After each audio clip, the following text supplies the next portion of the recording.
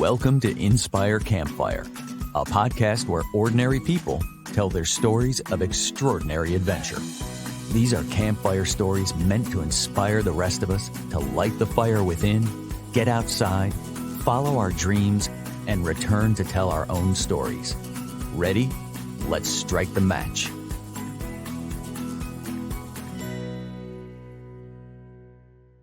Welcome to the show. I am your host, Scott Wurzbacher, and today we're going to talk about how the priority of adventure can change through life's transitions.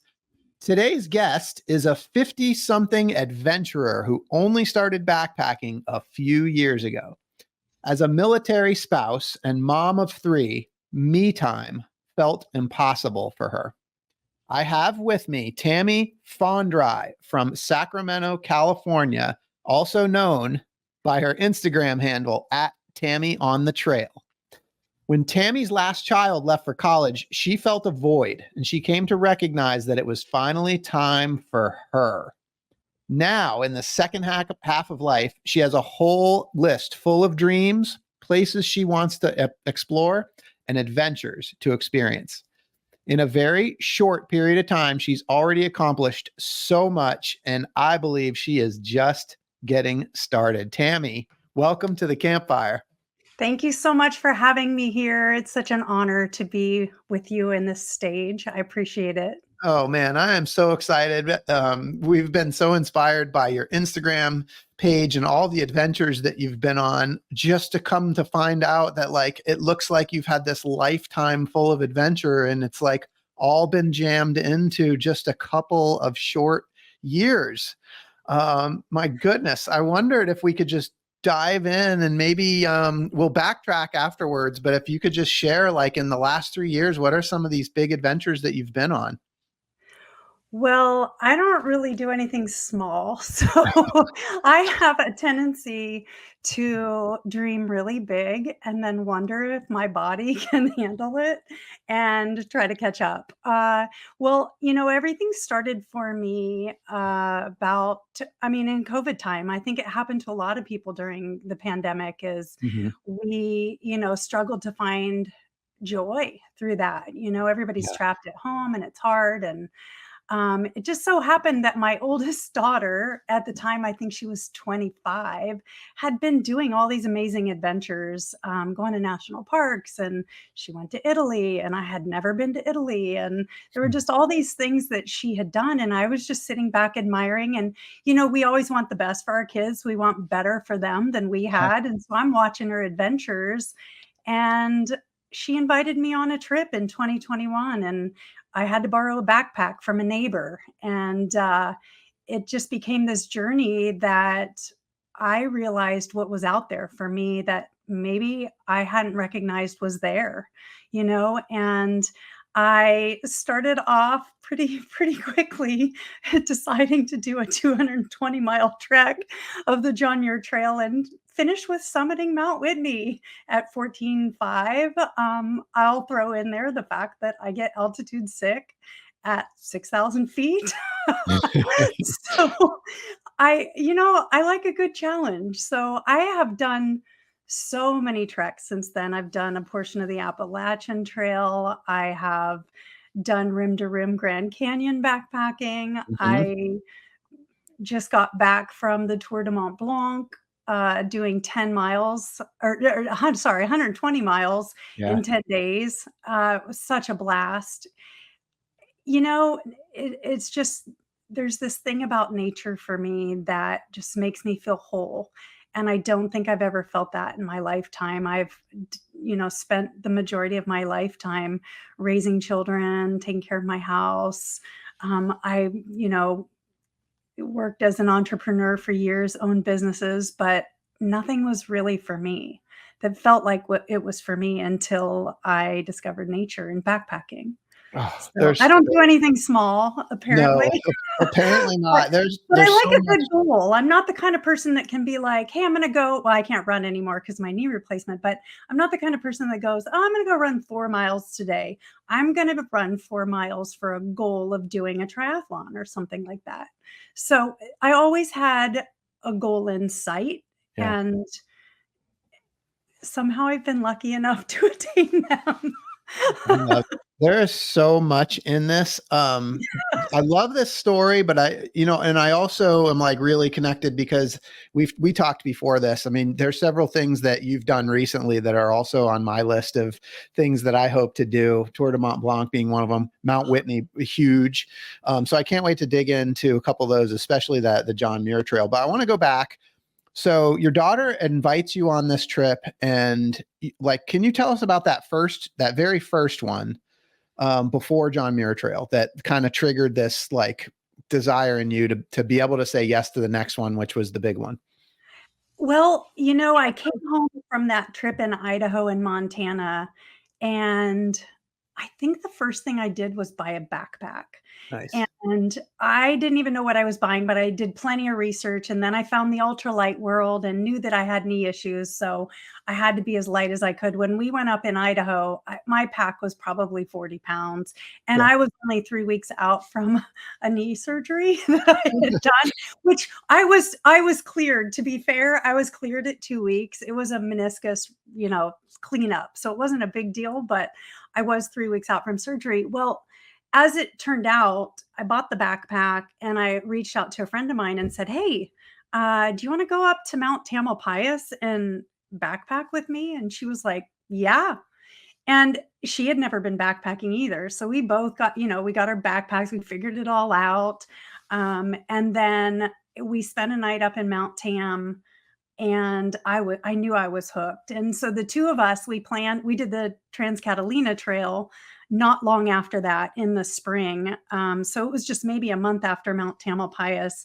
And I said, I didn't tell anybody at that point, but I knew that if I could complete the 5 days of the TCT, that I could pretty much do the JMT, despite the Mhm. fact that I did get altitude sick. So there's that whole part and a component that I actually learned how to train my body to accept the elevation and was successful with it. It took weeks and weeks of me going up to Tahoe for it, but it worked out. So I just keep biting off bigger things. Yeah.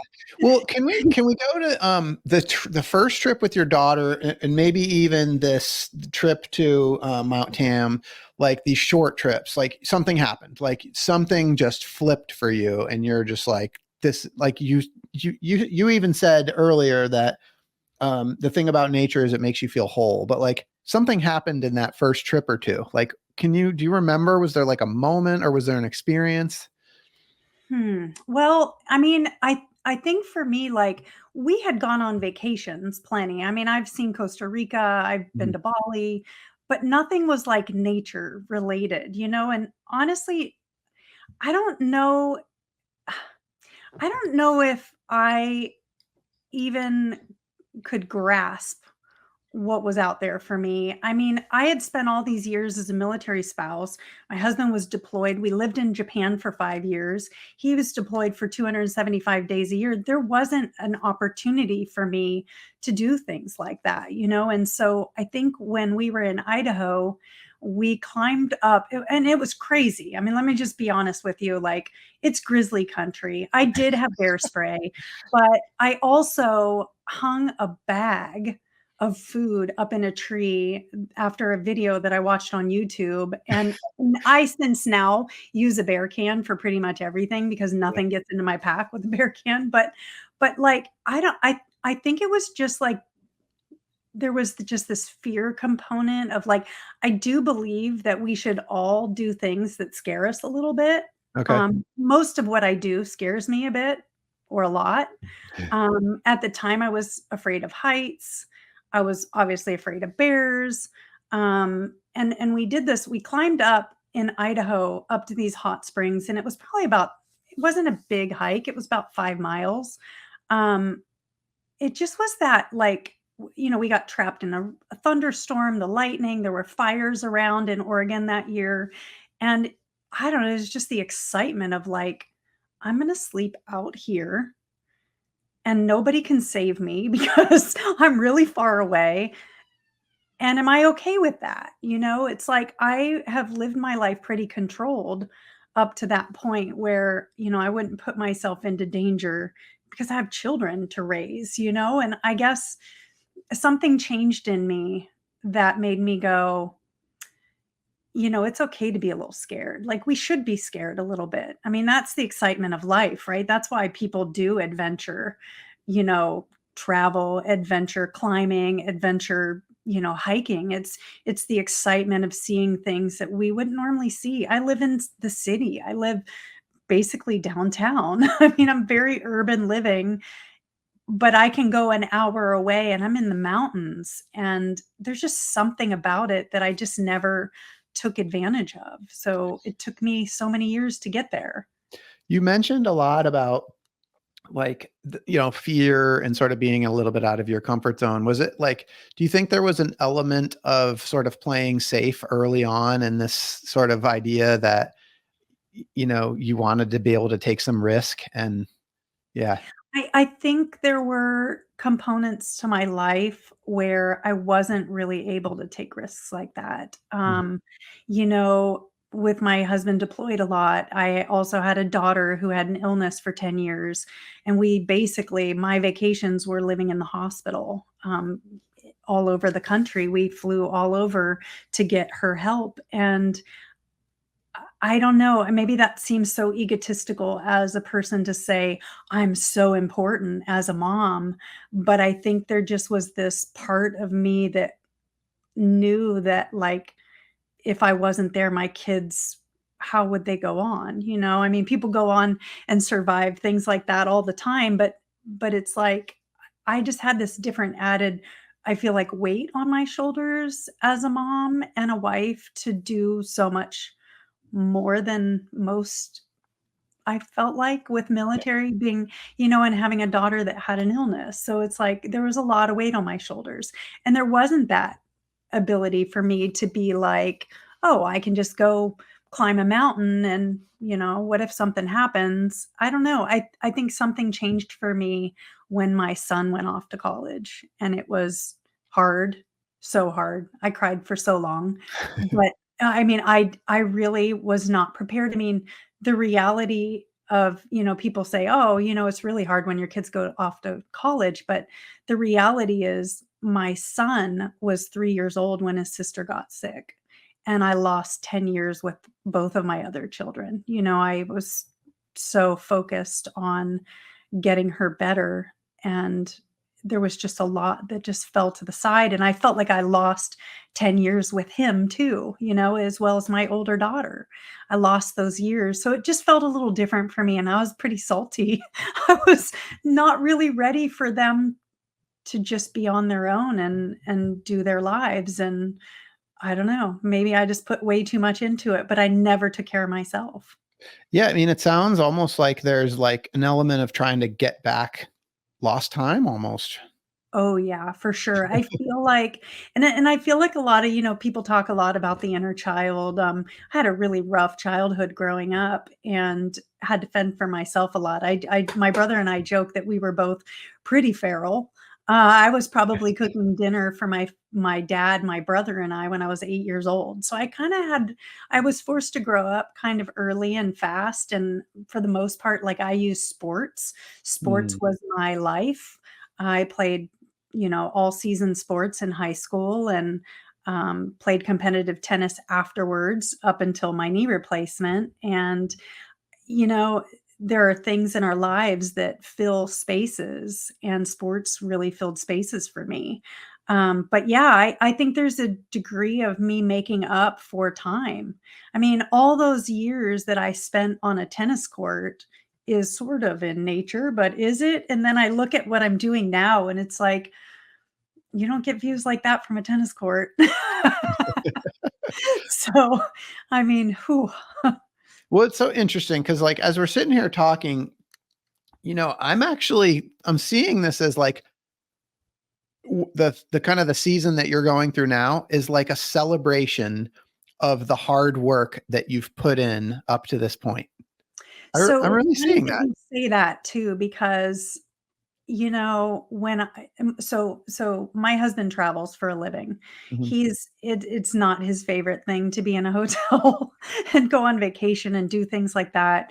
And for me, I feel like I am in this place where I feel like I've missed out on things that I think other people have, enjoyed for years. It's like I'll go hiking with someone and they're like, "Oh yeah, my parents took me hiking." And I'm like, it wasn't even on my radar. Yeah. I mean, none of that was on my radar truly.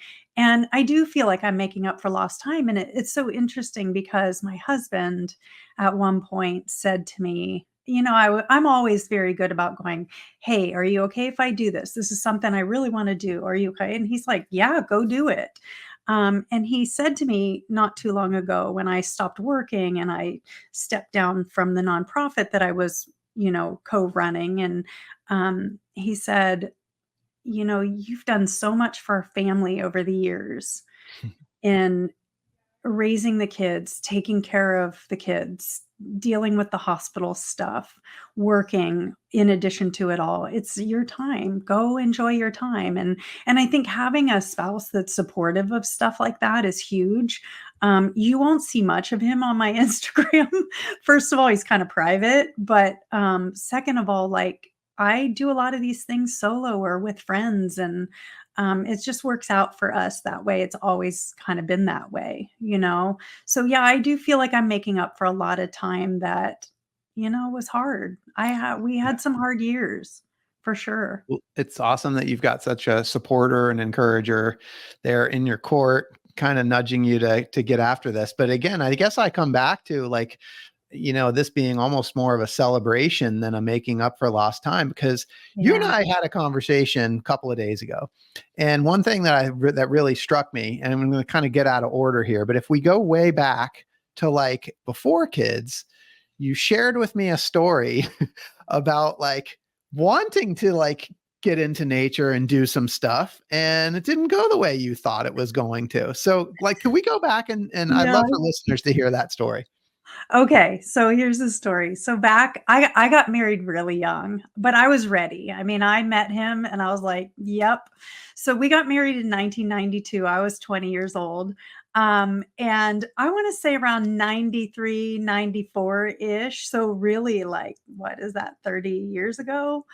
My husband and I, REI was like big back then, went to REI, spent $1,000, which is a big deal for us on Heck a yeah. like a second lieutenant salary. And I worked and we really didn't have $1,000 to spend on gear, but we bought backpacks, we bought tents, we bought backpacks for our dogs. We took our dogs with us. Yep. So we're in the mountains down in Missouri, and we have our dogs with us. And all of a sudden, it's probably 2 in the morning, and we start hearing howling. And it was Yeah. not coyotes, it Yeah. was wolves. And we have our dogs, and we're in the tent, we're huddled, and we're like freaking out. And I was just like, this is so not for me. And he's like, this is not for me. We literally packed up in the middle of the night and we hiked back to our car. And that was it. And honestly, we've moved so many times with the military, probably, I don't know, I think we moved 10 or 12 times. So a lot of our stuff ended up into storage, and then it was long-term storage and to be in these bins. And when we finally moved to Sacramento 7 years ago, we went through all of our bins and pull out, I should have saved it, but I didn't. But my purple backpack, I think it was purple, and it literally just crumbled as I pulled it out of the Yeah. bin Oh, I know what because you mean. it had been in California, probably Yeah. up in the attic in a black Rubbermaid tote, and it just fell apart. It was so gross.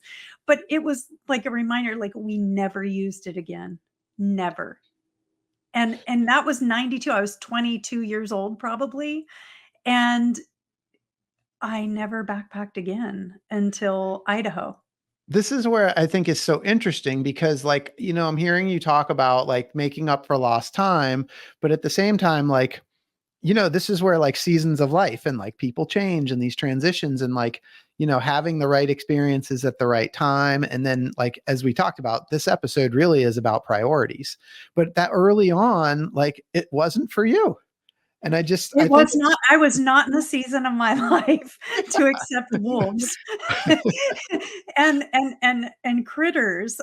It has taken me time to get there, but Yeah, it just wasn't the time for me. I mean, there's other things like I had a boyfriend in college that rock climbed, and I learned how to rock climb at the time, I think it was Cuyahoga State Park. Now I think it's a Yeah. national park.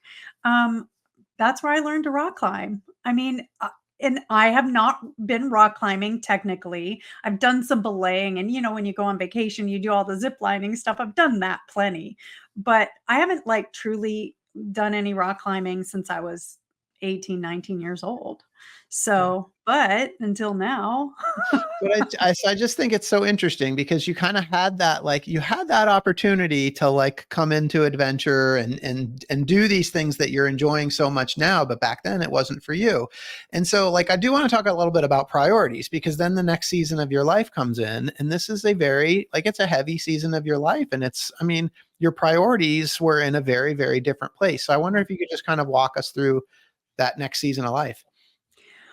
Well, it's kind of an interesting thing.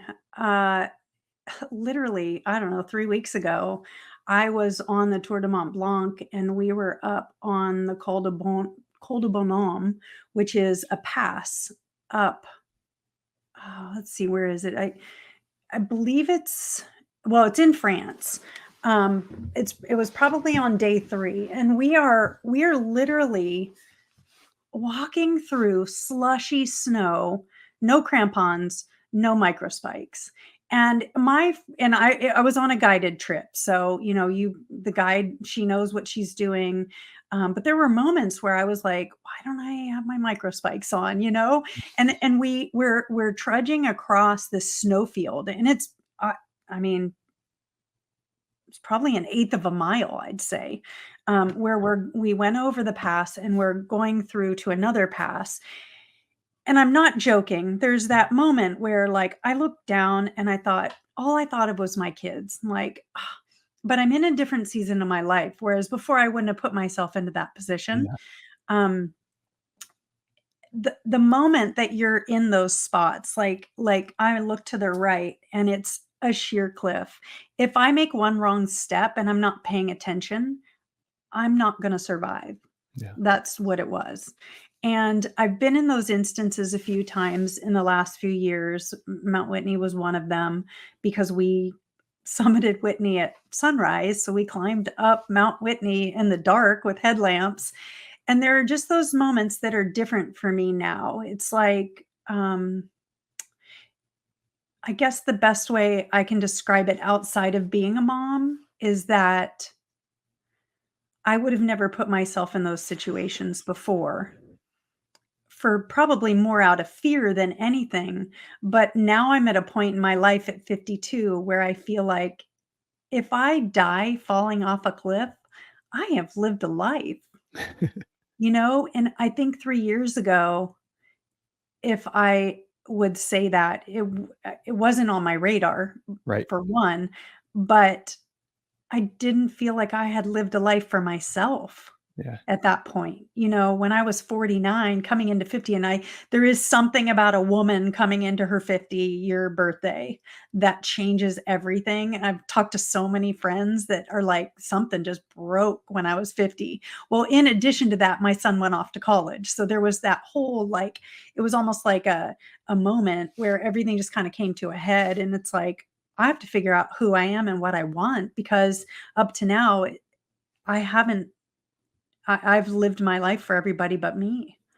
And to say that now, to think that, yes, when I'm up in that snow and I think about my kids, I think about, I'm alive. Like, I'm walking through snow on the top of a pass in the French Alps, and one wrong step, I'm gone. Yeah. There's just something about that that just makes you feel alive. I don't know. I'm not a huge thrill seeker, so let's just put that out there. Um, but I have things that, like, are a little late in life. Well, I don't know, if I wouldn't say that they're a little late in life. I shouldn't say it like that, but they feel a little late in life sometimes. Like, I wish when I was 30, I can't imagine what it would have been like ice climbing when I was 30, in a 30-year-old body that could just, like, and get right up. I think there's parts of it that I have to work harder at Yeah. 52 to do the things that I want to do. Well, so this is all obviously part of your journey, and this next chapter is, what you're doing now. But I was for listeners' context, because your story is so important, and it's about the whole journey. Can you take us back and just kind of talk us through life as a military mom, life with your daughter, and I know she experienced some illness, and so I wonder if you could just kind of talk us through that. Okay, so I married my husband at 20. He was 24. We, within a couple years, he changed assignments and we ended up in Okinawa, Japan for 5 years. I went over pregnant. I was about 7 months pregnant. I was right at the cusp of when you can fly and can't fly pregnant. So instead, I just do a 16-hour flight. How fun, I get there and I didn't know anybody, we moved there. He deployed so much while we were there. He was in special operations. And so, we didn't have cell phones. I mean, we were in the beginning of cell phones, but we didn't have cell phones. We didn't have FaceTime. We didn't have, you know, any communication ways, in addition to the fact that my husband couldn't tell me when he was leaving, couldn't tell me when he was coming home. He'd just show up and he'd be gone 3 weeks or 3 months. You have no idea what to plan for. And I have these little babies, and I had another baby. Literally the day we got home from the hospital with our second daughter, who they were 17 months apart, my second daughter comes around the corner. He's like, "I'm so sorry. I'm leaving tomorrow." And I'm like, "I have a 3-day-old baby and a 17-month-old, and I'm on my own." So, I told you before that I grew up early. I did. I Yeah. was way mature at this age, at 24, having kids 26, um, and learned to rely on myself a lot. I'm not good at asking for help, which comes with a lot of the trauma of childhood when you grow up that way. So I kind of did everything myself. I was like, I can do it.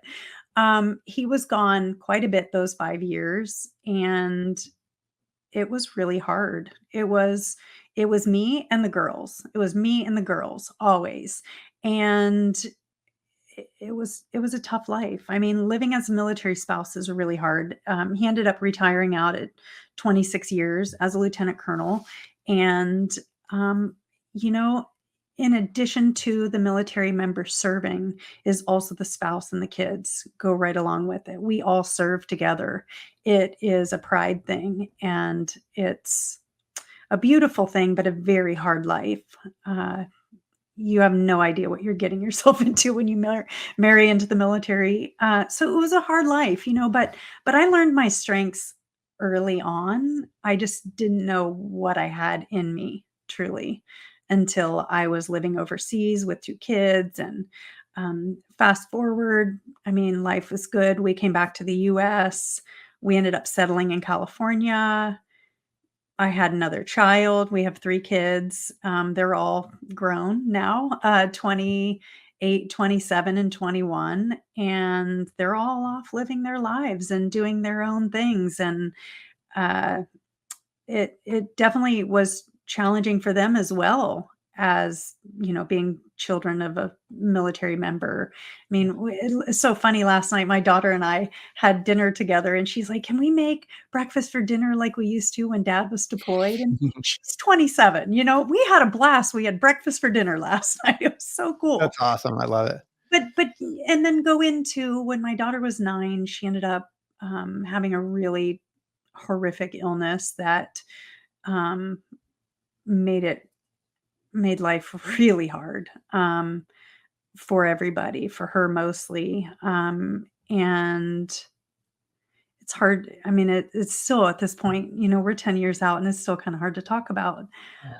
She wasn't able to eat, wasn't able to walk at times, was wheelchair bound, was bed bound, we spent the majority of 10 years in a hospital. And that just added a whole component. My husband would be deployed, and I'm at the hospital. I have 2 other kids that got juggled all over the place thanks to so many friends and family who would step up, but it just was a hard life. It was not easy. And I would, in the hospital, take my road bike because she was in the hospital here in Sacramento, and we have this beautiful American River Trail, and I would just ride my bike. I would get my road bike out and I'd ride 15, 20 miles a night, come back, and I could survive. I'm very energy driven. Like I need that release of exercise to stay calm. And during those periods when she was in the hospital, there were some days I couldn't do that. Some days I couldn't step away. But when I did, it was like the best thing for me mentally. And so I've always had an outlet of some kind of physical outlet that I've used, but it came in different forms throughout my life. Yeah. I've done all kinds of different things. So I really appreciate you sharing all that, because as we kind of talk about all of this, we talk about this, 50 something that all of a sudden discovers adventure. It's like, okay, great. Like, she's doing all this stuff, but like, it comes with this incredible, like, you've lived a hard life and you've had a lot of responsibility and a lot of weight on your shoulders, and you crushed it. I mean, like, Yeah. it Yeah. does, to me, it does feel like it's time to celebrate. Like, you've worked really, really Yeah. hard. That's so true. Yeah, I do. Yeah, there's definitely no guilt with what I'm doing. And my husband is, I mean, he's the one that has pushed me so many times. Yeah. Like I'll be like, "Oh, I think I want to do this." He's like, "Oh yeah, you should do it." I'm like, "Why? I don't know." And he's like, "You should go do it." There have been many times and instances where he's pushed me to do something where I get a little like in my head, Yeah. and I don't know, I feel like the sky's the limit at this point. 52, I'm in the best shape of my Let's life. go. I love it. I feel strong. I don't feel invincible for sure. I mean, every time I go do something, I just went and did this hike back in like last week in Tahoe. And it was I knew going into it that it was kind of a dangerous bit of a hike and people get rescued out of there all the time. Well, it's a scramble as you get to the top, and there were some of us that went forward and some of us that just went, yeah, I think I'm okay. I'm actually, and I was one of the ones that stayed behind.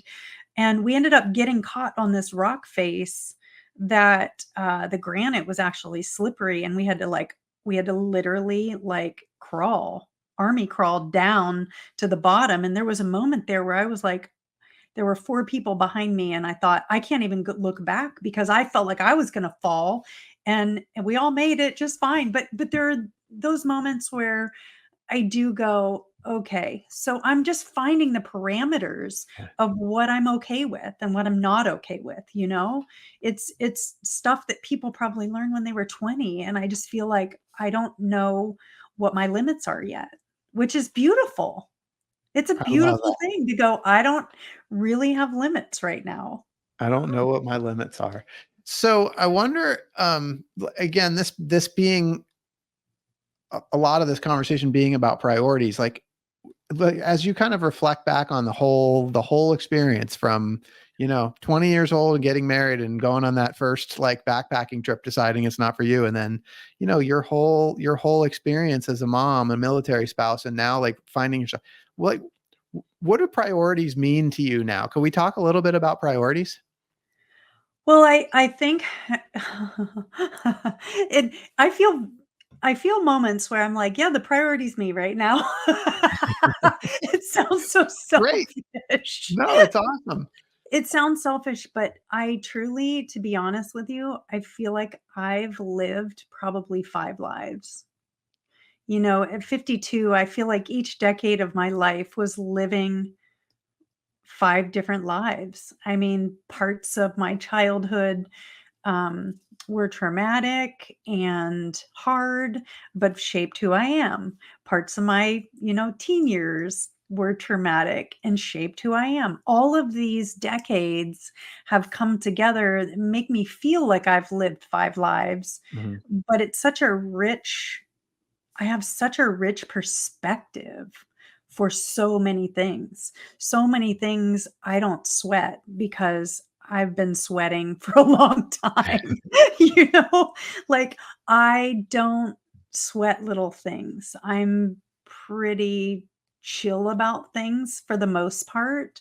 Um, my priorities are probably more grounded in trying to find who I am.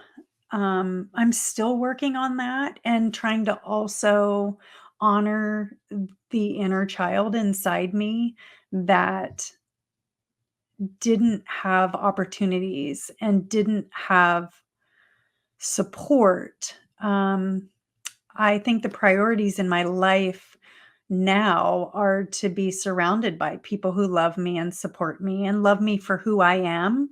I'm As I've gotten older, my ADHD got way worse and I ended up having to be medicated for it. And the people coming up to it, it was probably not easy for people to deal with somebody with ADHD, but ADHD also has been my creative side. I have a whole creative side that goes beyond anything that you see on my Instagram these days. Most of my Instagram followers from the very beginning were following me when I owned a home and garden store. So I'm like super multifaceted in so many weird ways. I could MacGyver anything. I'm a contractor by trade. Most people don't even know that about me. I'm a state licensed California contractor. Nice. I love it. I'm not really working anymore because my husband's like, "Stop working. You don't really have to work anymore." And so now I'm doing all this traveling, and I overheard him with the neighbors one time. One of my neighbors was like, "How are you doing all this traveling? What is going on?" I said, "Well, Dan said I shouldn't be working anymore." And I hear him pipe in from the back and he's like, "And we live with our choices." And I was like, "Yes, we do." I love it. So I think so many people are going to be able to relate to your story, especially just the grind of what you went through as a mom, and now, like, it's just super inspiring to see you, like, falling into this place where you're now able to recognize yourself and prioritize yourself. And yeah. I think that's so awesome. One thing I want to I want to get into John Muir Trail just a little bit, because that was the first big one. But before we do that, and as we're kind of talking about priorities, when we talked the other day, you said something really interesting to me. You said that, like, now that you've kind of stepped into adventure, you made a comment that you wish that you had introduced your kids to adventure, but as it happens, it kind of happened the other way around. And I wonder if you could just talk about that a little bit. It sure did. It's so important to me when I'm on a trail and I see families with kids. I almost always stop and say, "Look at you out here. This is so cool. You're out here hiking." And I love kids anyway, but to me, like, I am so envious of that. Like, I came into nature from my daughter taking me to Idaho. Like, it was the other way around. Like, I didn't come into nature, as a child where my parents took me anywhere. Like, we used to camp in the backyard. I do remember having a tent, and I used to love the tent, but it sat up in our backyard, and that was our adventure. So, I think to say that my daughter brought me to nature, she really did. I mean, I watched her doing all these things and went, why why wouldn't I do those things? And then there were things, in my life that stopped me from that. I'm raising kids or my job or my businesses, things like that. Just, I could give excuses for it all day. But the truth is, she brought me to nature. It wasn't me bringing my kids to nature. It was her But there's bringing me. there's something really cool in that, at least, like, Yeah. from my perspective, looking at your story and seeing, like, all that you did for your family. And you've acknowledged that you kind of feel this sense that you wish you had, like, introduced them to nature sooner. But how cool is it that the gifts that you gave them, the hard work that you did, just like putting them first, like, that was your priority for 20 something years. And for them to be the ones to, like, then introduce you into nature and help you find this, like, new version of you, like, heading into your 50s in the second half of life. It's really cool. Yeah, I think it's pretty cool too. It definitely is. I mean, I I now, for me too, the one of the main reasons I do my Instagram truly and keep up with it is because I get so many messages from women that are like getting ready to take their kids to college or, kind of in that season of like, okay, well, what about me? And I think it's really important to inspire other women. I mean, I have taken, I've taken 3 groups, 2 2 women only backpacking groups where I've taken women out backpacking for the first time. So take them out on an overnight trip. We usually go to Alamere Falls because in San Francisco, North San Francisco area, it's just a great one day, one night, turnaround. And that feeds my soul, is to share my love and things that I've learned. I mean, I basically learned backpacking from the internet. I mean, I was soaked up everything. I found creators on Instagram that inspired me to get out there, and I learned everything on my own. So I love sharing the wealth of knowledge that I've gained in 3 years. That to me is probably my priority for my Instagram and for doing what I do, is just to inspire other women to know that life doesn't end because your kids go to college and they leave. Life doesn't end there. Your life just begins. At least mine has just it's like a flower. It's been flourishing. So, So, just the journey of the last 3 years is incredible, right? You went from this place where you said you dropped your last child off at college and you kind of felt this void. And then you pick up adventure, you start doing these things. And like, before you know it, you've got this huge following on Instagram, and you actually have companies that are reaching out to you to have you come speak to large groups. Like, what is that like for you to have gone through this, this process in such a short period of time? well, I think there's a huge, and I think most people that have followings on Instagram feel this imposter syndrome. It's like, I'm just a normal person. I'm just, mopping my floors in the morning like everybody else. I Yeah. mean, it's it's so bizarre to me, honestly. And I have I feel like such a huge community with my Instagram. I don't have any negativity, thank goodness. Please, if anybody hears this and you want to be negative, go somewhere else. I put out a positive vibe because I believe that we all need to be supportive and we need to do things that feel safe to us. Fortunately for me, I've never had any negativity for the most part on Instagram, and it continuously baffles me that anybody is following me. I could see my friends following me, but like, it's just such a wild thing to think that like 13,000 people are watching what I do. It just blows my mind. But it is a cool thing. And yes, I have enjoyed it. I mean, I have worked recently with some companies that I truly believe in their products, what they do for the environment, the sense of community that they create. So it's just been a really fun journey for me. I don't know. I joke about it all the time. I'm like, yeah, it's just like a side gig, but people keep following me, and I'm like, I just don't get it. I don't know. There's a lot of imposter syndrome that goes with all of that. Is just like, I'm just me. I'm What you see is what you get. I'm pretty open book, been through a lot, and yeah, I just keep going. I don't know. You have been through a lot, and this whole story, like, it seems to me like it's just kind of this natural progression. I mean, it seems to me like when you were military spouse, raising kids, I mean, you just did what you had to do, and it was hard, and you just did it. And you're kind of like building these habits and just doing these things. And when it comes time to like now put yourself first, of course you're going to go big because you've done big things in your life, right? Kind of So I don't know. crazy. I admire it. And I think like the reason why you've gotten such a big following so fast is it's inspiring to watch what you're doing. And I think it's really cool that you're being acknowledged by companies and asked to come speak. It is. It's hugely inspiring. Thank you Um, for that. That's so sweet. It really yeah. is. I mean, it's so sweet to hear that. Well, I It's so bizarre to me.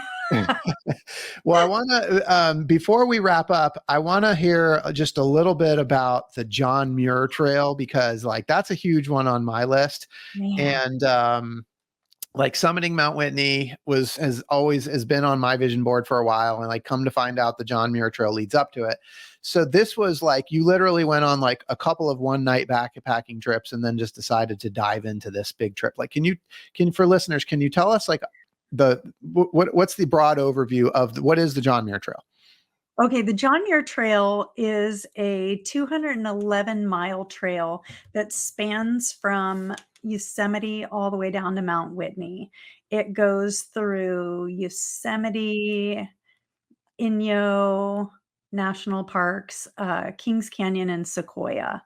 And it is probably, I mean, I haven't been to Colorado, and I certainly have not done the Cascades yet, so don't anybody fault me for this, but, that span of landscape is breathtaking everywhere you look. It's like 360. The valleys, the watersheds, the rivers, the mountains, the granite, it's just outstanding.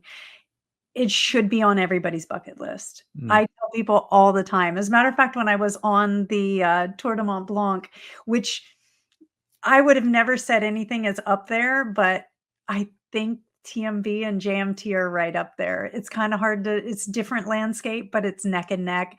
They're both stunning places to go. Um, but JMT is 211 miles. If you add the Whitney Summit at the end, it makes it like 220, something like that. And not everybody does the summit of Whitney for whatever reason. I mean, maybe it's altitude sickness or whatever, but JMT coming up to it, you're building, building, building. If you do it southbound from Happy Isles, you're building in elevation as you go. The passes end up, they start off at like 8,000, then they're like 10,000, then it's 11,000, 12,000. And then I think the highest pass was Forester, which was like 13.1, maybe something like that. I don't know. I can't remember, but it was outstanding. Just beautiful. I mean, just stunning. We decided to summit Whitney at sunrise, which meant we left Guitar Lake at about 1:30. And we were so fit and fast at that point, we had to slow down because you shouldn't really spend longer than an hour up on Whitney just with the elevation. And it was so cold at sunrise. Um, I've never been so cold in my life. I had every layer on, including my down quilt, and I was shivering. It was so cold, but stunning. I mean, I actually got to summit Whitney and had cell phone service for the first time, called my husband about 2 minutes before the sun came up over and FaceTimed him, and we watched the sunrise Oh, together that's at like awesome. 5:20 in the morning. I love But yeah, we went up with headlamps. There were multiple times, I wanna say 4 times, where I went to take a step and realized it was a 4,000-foot cliff. So you just have to be careful Yeah. climbing Whitney in the dark. Yeah. How long is the John Muir Trail? How long did it take you? It took me 21 days, and that was always the plan. We started August 5th, which was 2 years ago yesterday, Oh, and congrats. thank you, and we summited Whitney on the 27th, so it was somewhere near 21 days. We took a Nero, which is a near zero day, and then actually, we took 2 Neros, mostly at Ray Lakes, which was insane. If anybody ever wants to do something like John Muir Trail in, 3 weeks, it's awesome. But if you don't have that amount of time, say you have a week, I would recommend highly the Ray Lakes Loop. It is Okay, outstanding. cool. Yeah. Beautiful, beautiful. So before John Muir Trail, you had just done a couple of nights. What was it like to go from like 1 or 2 nights of backpacking to that? And it's not just 3 weeks. It's 3 weeks in big mountains and altitude. Every And day. Yeah, yeah. every day doing 10 miles a day. Uh, well, it's interesting. When we left out of Yosemite Valley, I wanna say the climb is like 4,000 something. It's close to that, maybe a little less than that. We got lucky because it was sprinkling all day, and, I have a hard time in heat. So, once we got up into the higher altitudes, obviously, it was a lot cooler, somewhere in the 60s, 70s.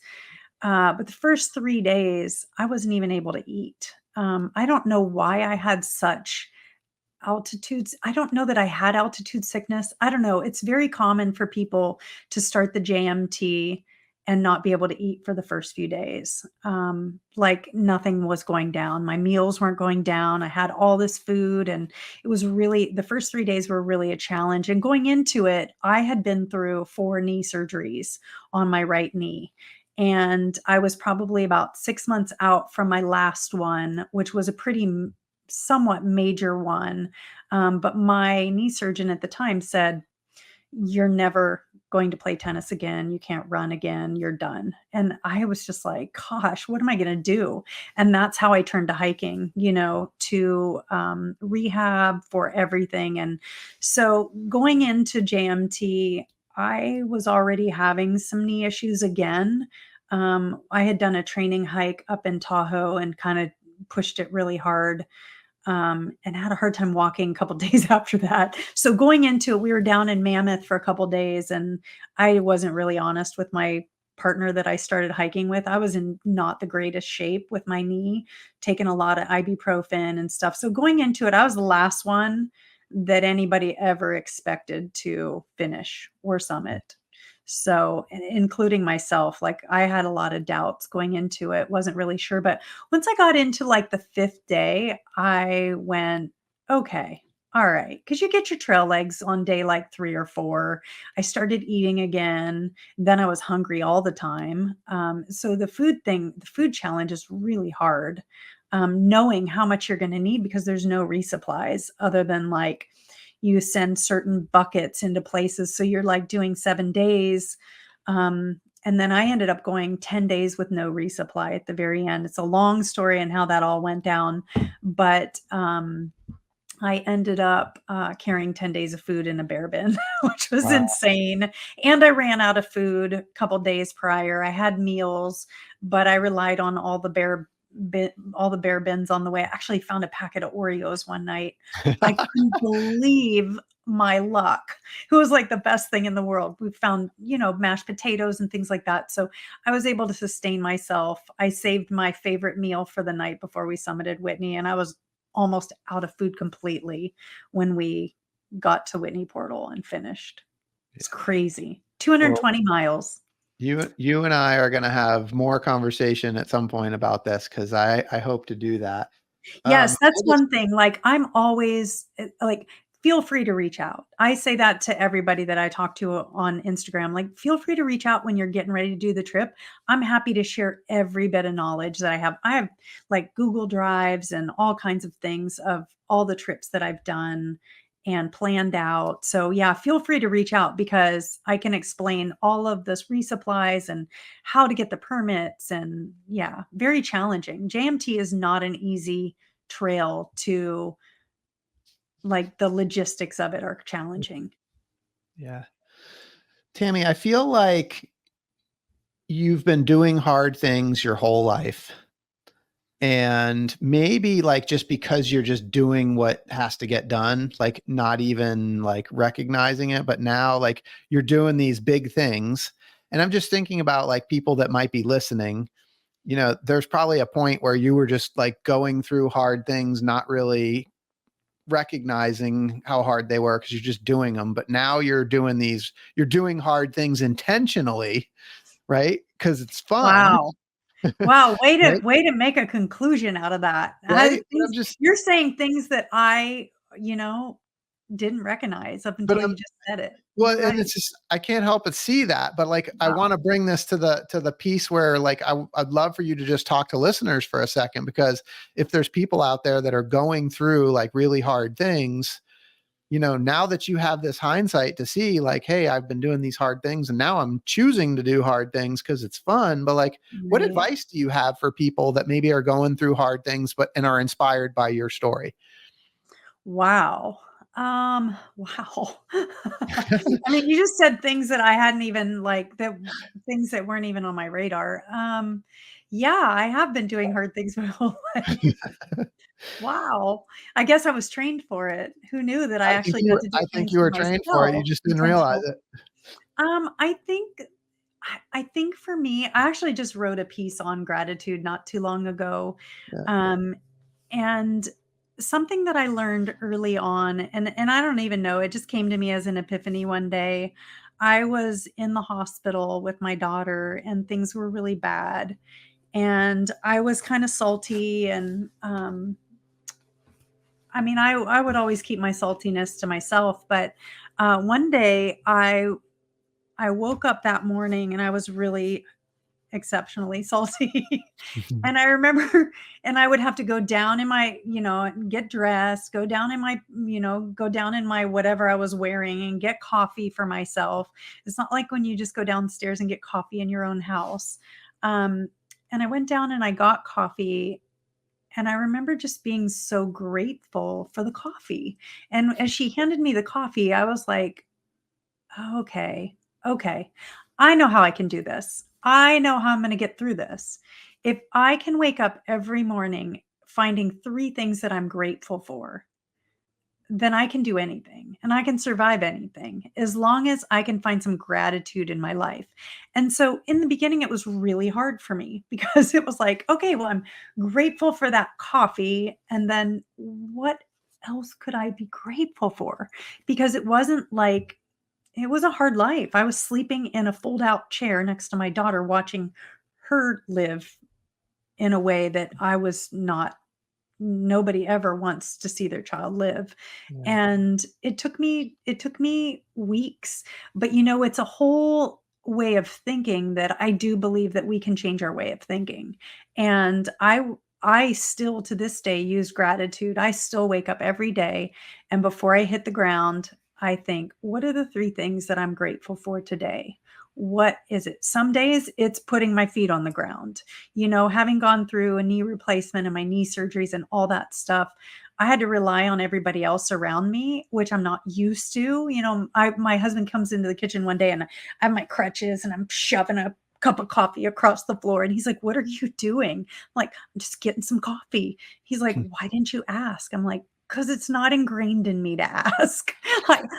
I'm used to doing everything, and I think there's just this sense of like vulnerability and gratitude that we all need to make a part of our lives is intentional gratitude. And it really can change your way of thinking. I'm a very positive thinking person anyway, but the gratitude thing is the component for why I wake up every day with a smile and feel like, okay, what am I grateful for today? My gratitude looks so much different than it did, 10 years ago or 15 years ago. But before it was like a cup of coffee. Today, it's like that my body works, that I can get up and at 52, go climb a mountain if I want to climb a mountain. There's just so many different like forms of gratitude. But yeah, that's the component for me is like if you're struggling with things in life, the most important thing you can do is find 3 things you're grateful for.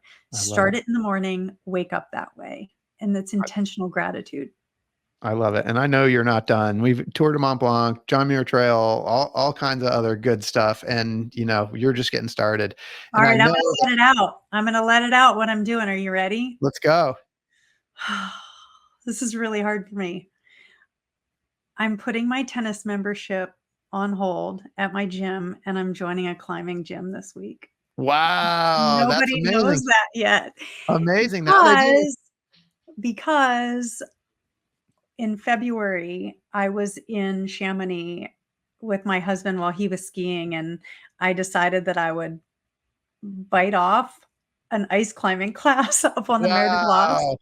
And I did it with, a bunch of 30-year-old guys, but I wanted it so bad. And my goal this year is to go ice climbing, hopefully the Fang in Ouray, Colorado. Oh Oh, man. it's such Okay. a big We have, it's scary we to have me to say that. more podcast episodes to come. And this is perfect because of what I was going to say was, this story just keeps getting better and better and you just keep leveling up and Hollywood's going to pick up on this. And at some point they're going to want to make a movie about your story. Oh And my I want to know gosh. when they do, who's going to be the Hollywood actress that's going to play you in your movie? Whoa. Okay. All right. Well, I will say this. One thing that I absolutely love, and this is something that hit me this year, is Jodie Foster. Ooh. I love Jodie Foster for Yeah. so many reasons, but, Jodie Foster has aged gracefully, and I love how she's aged gracefully, so I have to say, I would think that it would be so badass if Yeah, I love Jodie it. Foster played me. Jodie She might Foster. be a little older than me, but I love she's just been in some recent shows, Yeah. this year, and I'm like, "Yes, she's aging gracefully and not conforming to the rest of, like, what society tells us we should look like when we're in our 50s." So good. What's Maybe your movie she's gonna be? 60s, but I don't know. What's my movie What's gonna it be? gonna be called? Oh, maybe The Fang. Ooh. So this is gonna have some future stuff in it. The Fang. You gotta look up The Fang. It's Oh, yeah. actually really terrifying. All right. That's I did show it to my husband the other day, and he's like, "Yikes." I said, "Maybe you better up my life insurance a little bit." there you go. The Fang starring Jodie Foster. I love this so much. Check Tami, it out. this has been so much fun. If people want to connect with you or find out more about you, what's the best way for them to do that? The best way is Instagram. I'm Tammy on the Trail on Instagram. I do have a website. I'm still working on it. I'm adding things to it. And I really want to start sharing my trails that I do as well as some of the traveling that I do. I love to adventure travel. I never go, I mean, I always have those moments where I'm like, hey, wouldn't it be so nice to just go sit on the beach? And I go there and I'm like, okay, where are we going? Let's go ziplining or let's go trekking. And it's never a sit down and enjoy the beach Let's moment go do some hard anymore. things. Yeah. Well, I just want to thank you for your time today. I really appreciate it. It's been a super fun conversation. And for those listening, I hope you've been inspired today as much as I have. Hope Tammy's story has encouraged you to listen to the voice inside that calls you to adventure, because we want to hear your story next. If you have a story to tell or just need a nudge to create one, please send me an email. We'd also appreciate it if you'd help us spread the word by leaving a review and sharing or tagging Inspire Campfire in your social media. And until next time, I want to encourage you to get outside. Thanks for listening. Tami, thank you so Awesome. much for being Thank here. you. Awesome. This was so much fun. I really appreciate the opportunity.